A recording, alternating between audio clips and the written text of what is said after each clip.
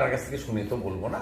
CRPF এর পক্ষ থেকে প্রেস রিলিজ যদি হয়, সোশ্যাল মিডিয়াতে যদি দেয় বা প্রেস ব্রিফিং করে বা অর্ডারের কপি দেখা যায় তাহলে বলা যাবে, কিন্তু সাধারণভাবে বলা যেতে পারে যে সেদিনকে ইডি সিআরপিএফ এর জওয়ানরা নিজেদেরকে মৃত্যুর মুখে ফেলেও এত সংযম সংযত দেখিয়েছেন, যার ফলে মমতা ব্যানার্জি মুসলমান লাশ পাননি।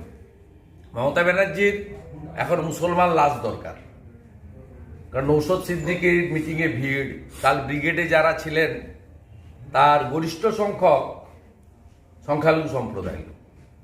বালিগঞ্জের ভোটে কিভাবে মুসলিম ভোট হাতছাড়া হয়েছে, দুটো ওয়ার্ড দুটো কাউন্সিলর রিগিং না করলে জিততেই পারত না। সাগরদিঘি দেখেছেন।